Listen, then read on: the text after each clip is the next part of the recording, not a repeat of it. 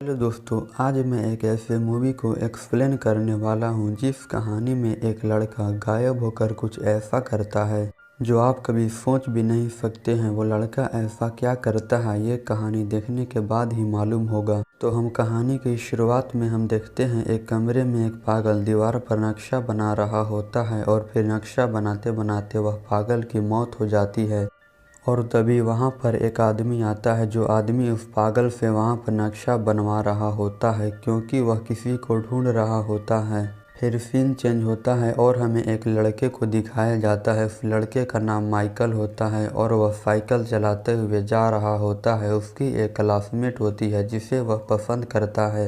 यह बात उसने अपने क्लासमेट को अब तक नहीं बताया था क्योंकि वह डरता है। वह हमेशा उसका पिक्चर और वीडियो बनाता है।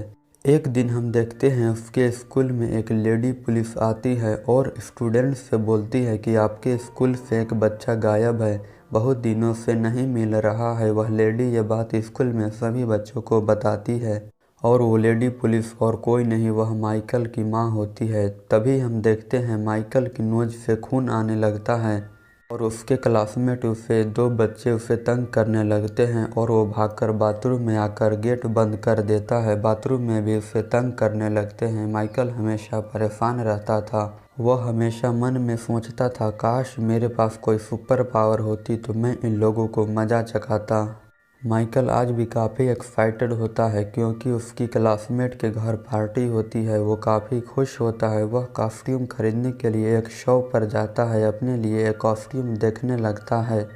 तभी वहाँ पर एक बच्चा दिखता है जो माइकल से बोलता है, मैं तुम्हें एक ऐसा कॉस्ट्यूम देता हूँ जो सुपर पावर है। यह चाइनीज कॉस्ट्यूम था। माइकल वह कॉस्ट्यूम अपने घर ले आया था और कॉस्ट्यूम को पहनकर उदास बैठा हुआ था। तभी उसकी माँ आती है और उसे कहती है, तुम क्यों उदास हो माइकल? माइकल बोलता है कि मुझे आज जाने का मन नहीं कर रहा है क्योंकि मेरा कॉस्ट्यूम अच्छा नहीं है।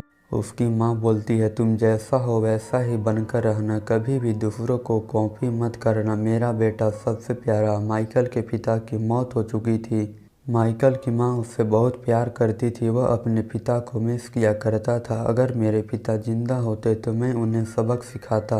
अब हम देखते हैं रात को पार्टी हो रही होती है और वहाँ पर माइकल को उसके क्लासमेट तंग करने लगते हैं और उनसे बोलते हैं, तुम उसकी पिक्चर और वीडियो क्यों बनाते हो? जब उसे पता लगेगा तो वो क्या सोचेगी? उसके दोस्त उसके पिक्चर और वीडियो स्क्रीन पर चला देते हैं। वह लड़की माइकल पर बहुत गुस्सा हो जाती है और माइकल डर कर बाथरूम में चला जाता है और बाहर से उसके दोस्त बोलते हैं, क्या हुआ बेचारा, एक लड़की से डर गया? उसके दोस्त उससे तंग करने लगते हैं। माइकल बाहर नहीं आना चाहता है। तभी माइकल शीशे में देखते हुए सोचता है, उस बच्चे ने कहा था इस कॉस्ट्यूम में पावर है। कॉस्ट्यूम तो क्या पावर है तुम्हारी, क्या तुम मुझे गायब कर सकते हो? तभी अचानक लाइट चली जाती है। कमरे में अंधेरा हो जाता है, लाइट आती है। तभी वह शीशे में देखता है और वह सोचता है, वाह, मैं तो सचमुच में गायब हो गया, यानी वह इनविजिबल हो जाता है। माइकल जब सुबह उठता है और ब्रश करने जाता है तो देखता है कि वह इनविजिबल हो चुका है। माइकल मन ही मन खुश होता है और मैं जब चाहूँ गायब हो सकता हूँ और लोगों से अपना बदला ले सकता हूँ। माइकल अभी स्कूल जाने लगता है। तभी वहाँ पर एक काला चश्मा लगाए व्यक्ति होता है जो उसे साइड से देख रहा होता है। माइकल स्कूल में चला जाता है, उसे कोई देख नहीं सकता था। उसी का फ़ायदा उठाता है और वह बोर्ड पर इंक गिरा देता है और टीचर को लगता है किसी दूसरे बच्चे ने लगाई है। उस बच्चे को क्लास से बाहर निकाल देते हैं। माइकल इनविजिबल होकर अपने दोस्तों से बदला लेने लगता है। तभी हम देखते हैं स्कूल में एक और बच्चा गायब हो जाता है। वो गायब होने से पहले वीडियो रिकॉर्ड किया हुआ होता है, हम अपनी मर्जी से घर छोड़कर जा रहे हैं, हम अपने घर से तंग आ चुके हैं, हम अपनी खुद की लाइफ जीना चाहते हैं। आज इनके स्कूल में एक साइकियाट्रिस्ट आता है जो बच्चों को समझाने लगता है, आप लोग अभी बहुत छोटे बच्चे हो, तुम्हारे पेरेंट्स तुम्हारा भला ही तो चाहते हैं।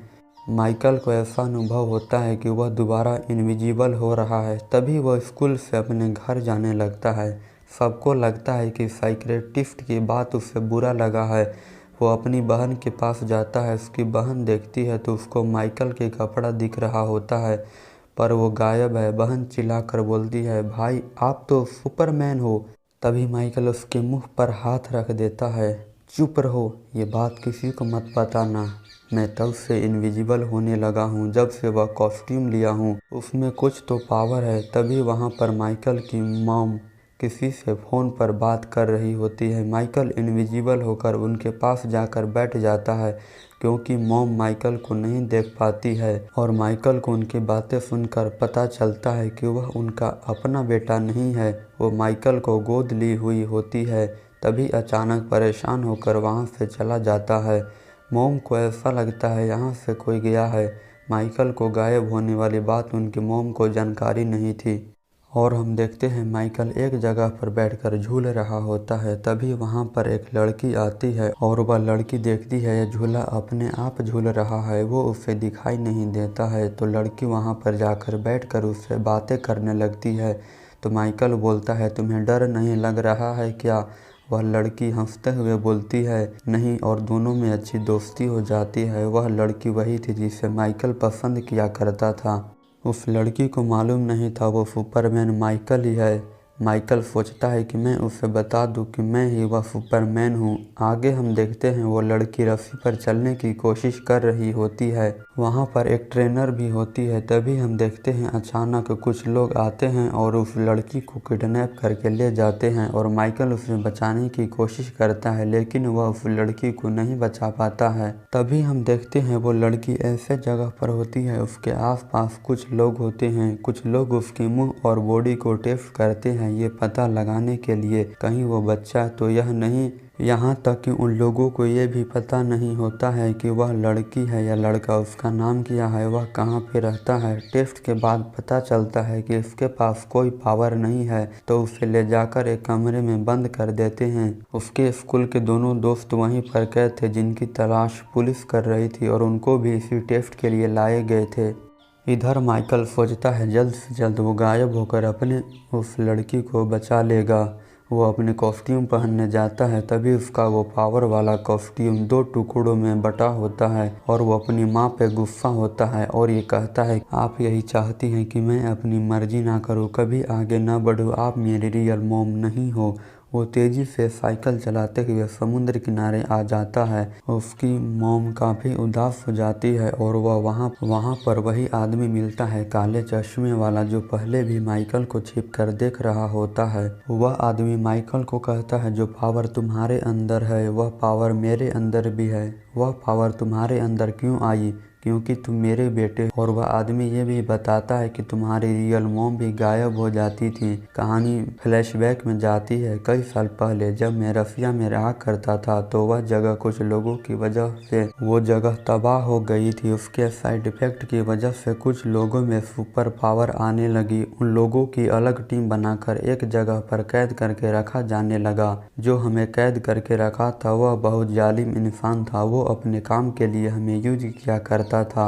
वह अपने पास हमें कैद करके रखा हुआ था। बहुत दिन बीत गया, वो हमसे काम लेता रहा। तभी वहाँ पर हमें एक लड़की दिखी जो मुझे बहुत अच्छी लगी। वो और कोई नहीं, वह तुम्हारी मॉम थी।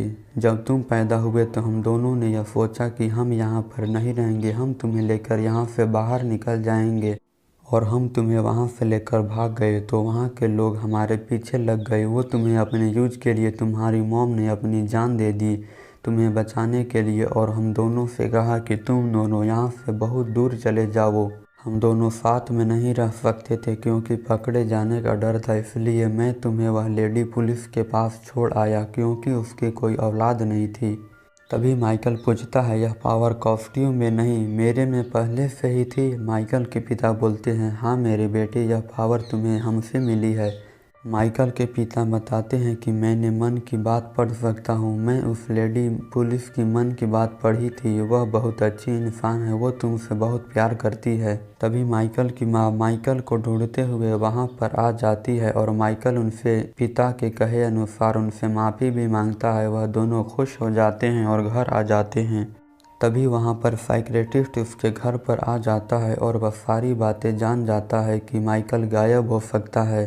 साइकियाट्रिस्ट माइकल को पकड़ने की कोशिश करता है, परंतु माइकल वहाँ से भागने लगता है और वहाँ से भाग ही जाता है। दूसरी तरफ हम देखते हैं वह लड़की और दोनों लड़के वहाँ से भागने की कोशिश करते हैं। वह लोग दीवार पर चढ़ने की कोशिश करते हैं और चढ़ते हुए छत के ऊपर चले जाते हैं। वहाँ पर एक बहुत बड़ी स्पॉटलाइट दिखाई देता है जिसका फ्लैश बहुत दूर तक जाता था। वह लड़की लाइट को ऑन कर देती है और पूरे शहर में रोशनी फैल जाती है। तभी माइकल को पता चल जाता है वह कहाँ पर है। माइकल की माँ काफ़ी परेशान हो जाती है। वह भी माइकल को ढूंढते हुए उसी जगह पर आ जाती है। माइकल के पिता बोलते हैं माइकल यहीं पर आ गया है। माइकल शिप में जाता है और आवाज़ें तोड़ते हुए उस लड़के के पास पहुंच जाता है। मुझे और लोगों को भी बचाना है। माइकल लड़की के पीछे जाने लगता है और उसे गन देता है। अपनी सुरक्षा के लिए वो दोनों एक ऐसी जगह पर पहुंच जाते हैं जहां पर काफ़ी लोग रहते हैं और वह लड़की माइकल के ऊपर ही गन पॉइंट कर देती है। माइकल काफ़ी हैरान हो जाता है।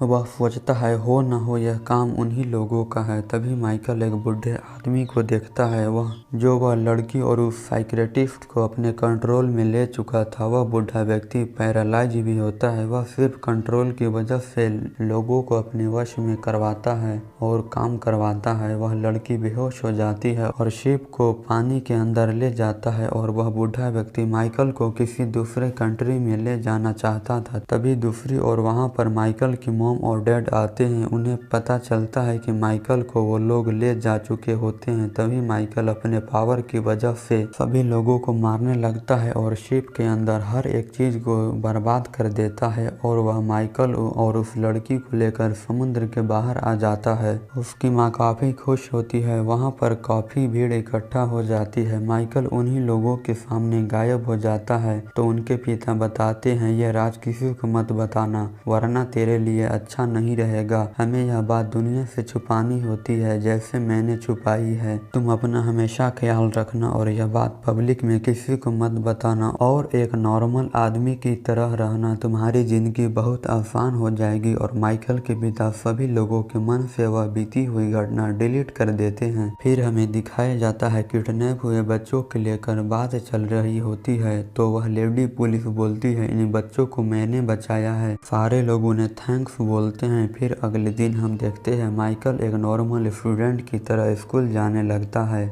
तब उसके दोस्त उसे तंग करने लगते हैं। माइकल में काफ़ी कॉन्फिडेंस आ चुका था तो माइकल बोलता है बेहतर यही होगा कि तुम लोग मुझे तंग ना करो तो अच्छा रहेगा। ये जवाब सुनकर वह बच्चे काफ़ी हैरान हो जाते हैं। अंत में हमें दिखाया जाता है कि माइकल की रियल मॉम जिंदा होती है और उनकी एक छोटी बहन भी होती है। माइकल के फादर ने उन लोगों को अलग अलग जगह पर छोड़ा था ताकि ये सभी सेफ रहे। तो दोस्तों ये स्टोरी यहीं पर एंड हो जाती है। अगर आपको गायब होने की पावर मिल जाए तो आप क्या करना चाहेंगे?